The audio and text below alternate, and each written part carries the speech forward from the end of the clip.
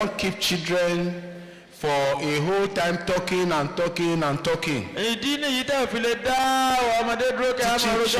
goes along with activity. If you finish your service, I'm not talking about Sunday school alone now. You finish your service on Sunday, you start preparation for next Sunday service to the children's church today. And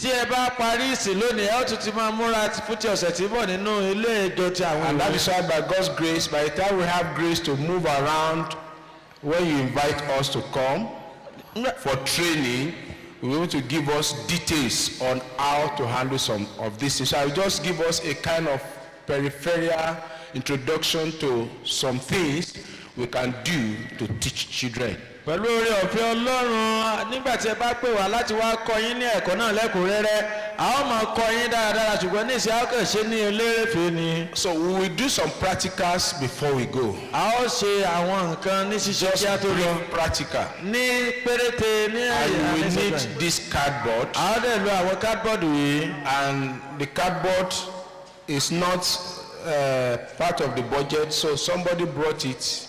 So you pick at least three or four, because we do some writing, we do some cuttings, we do some whatever, so that you'll be able to take it home, and that will give you an idea of what you're supposed to do. And each one is 60 naira. So please, who will help us? Just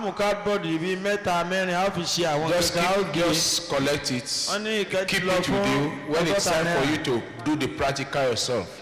Is it showing now? Are they showing? All right, good. All right, so please, anyone that needs, just collect at least 3. You will need 3 at least. All right, so you can move around while I continue. But while you collect them, please listen. I want to start by talking about one of the teaching aids if you want to teach children, and it's also useful even for adults. It depends on your message. How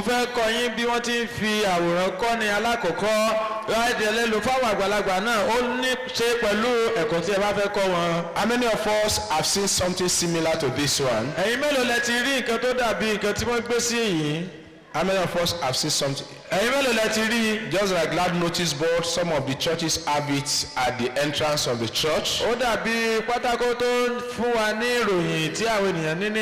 do you call this? Ma? Oh, clap. Let's clap for our mommy. So this is what we call flannel board. Have you used it before, mommy? In the teachers' college. What of in your church?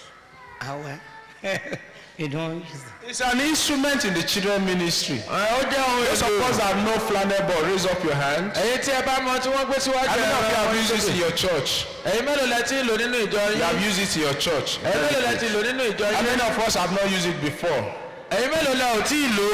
Wow. So we'll all learn, and this is what makes the teaching to be easy for us. Without stress. I want to go back to the slide, but my PDF is not responding. I want it to come. Can someone come and help me, please? It's supposed to go to the next slide. All right, while they come here to help me out, what I have here is a flannel board. It's an ordinary piece of hard wood.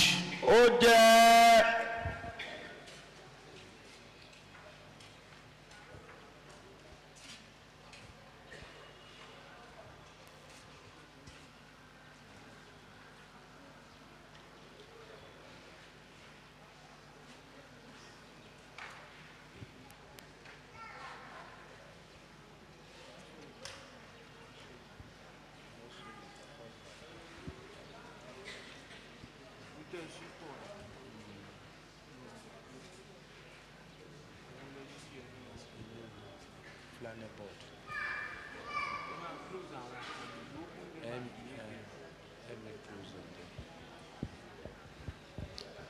That flannel board is what I need. All right. So while they help me out, bí wọ́n ti ràn mí lọ́wọ́. what you see here ohun tí a rí níbí yìí. is formed with something like this. ohun tí wọ́n fi ṣe ni eléyìí. The last time when Akure people had their children camp in here, ní ìpàgọ́ àwọn èwe tí ó kọjá ní ìlú Àkúrẹ́. I arrived here, I moved around Akure to get some materials. kí n tó dé sínú gbọ̀ngàn yìí mo ti lọ káàkiri Àkúrẹ́ láti ra And àwọn I èlò just see a kan. place where they sell generator. mo débi tí wọ́n ti ń ta And my ẹ̀rọ. eye saw this. mo dẹ̀ rí So eléyìí. please can you dash me this or Only- maybe I asked. He said no problem and he gave to me. ó ní ìjẹ́ ilé fún mi wọ́n sì fi fún mi. Amen. àmín. All right. Yes. Thank you very much. So using the flannel board, what is flannel board? Yes.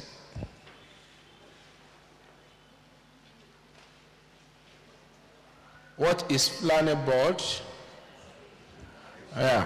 Flannel board is an ordinary piece of hardboard covered with a hard piece of flannel, usually in a dark color.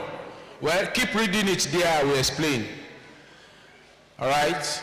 So, it's just this, and I was able to get this material.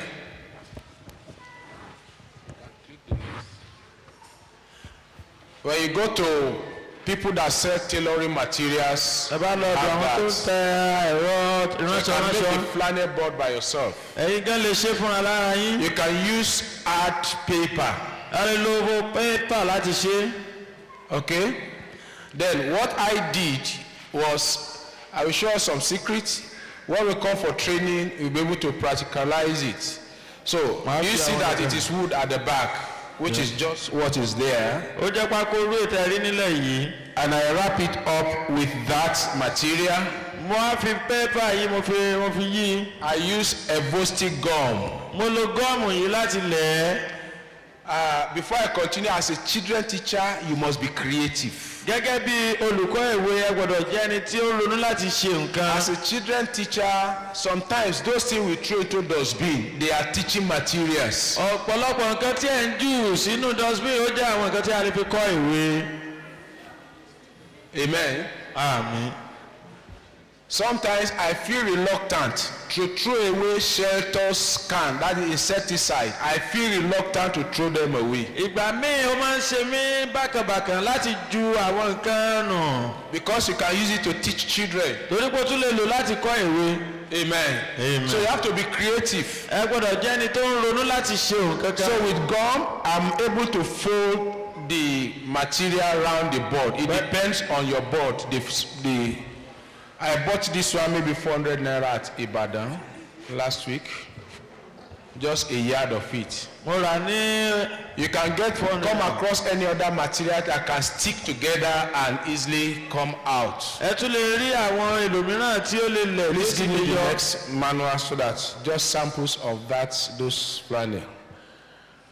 Then one thing I was able to add to it ìyí tí mo kàn fi kún ni wípé when I received my training from Child and World. nígbà tí mo kọ́ ẹ̀kọ́ mi ní láti Child and They World. didn't tell us about this, wọn ò sọ fún wa nípa ti fóòmù yìí. but when I was making my own, I felt I can as well add this so that it can easily stick, and when it is foamy, you can instead of pressing on the art board. mo rí wípé a tún lè lo eléyìí náà láti yọ èmi ni mo ṣe fúnra mi ò kí n ṣe pé wọ́n kọ́ wa níbẹ̀. No, yeah, they didn't actually teach us. So this is just foam where they sell foam materials. eléyìí fóòmù lásán ni material. I bought a piece just small size like this. mo rà á kékeré It yìí. depends on the market you go. ó ní í ṣe pẹ̀lú irú ọjà tí a bá lọ. But the last time I bought this, I have to buy a whole sheet nígbà tí mo of rà á this thickness of foam. mo rà á tó pọ̀.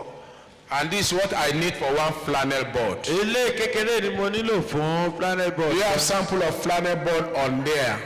ǹjẹ́ a ti ní ẹyọ̀kan rẹ̀ báyìí. You can make it in a way whereby you can fold it and put it on your armpit. a lè ṣe é ní bí ó ti ṣe é gbé káàkiri níbi tí a bá ń lọ. You can devise a hand for it so that you can undo it and carry it to the a church. lè ṣe handle fún un láti máa gbé lọ sínú ìjọsìn. And all you have to do is what you put on it, something that can keep it this way. èyí tí ẹ máa ṣe ni pé ohun tó lè gbé dúró bí ó ti dúró ènìyàn máa gbélé lórí. All right. How do we use the flannel board to teach children? báwo ni a ṣe wá ń lo pátákó yìí láti kọ́ àwọn ọmọ. Most of the time we use it to teach Bible stories. ọ̀pọ̀ ìgbà a máa ń lò láti kọ́ àwọn ìtàn bíbélì. I pray God will help us in Christ Apostolic ó ní Church, ọlọ́run á ràn wá lọ́wọ́ ní ìjọ àpòsílẹ̀ ti Kristi.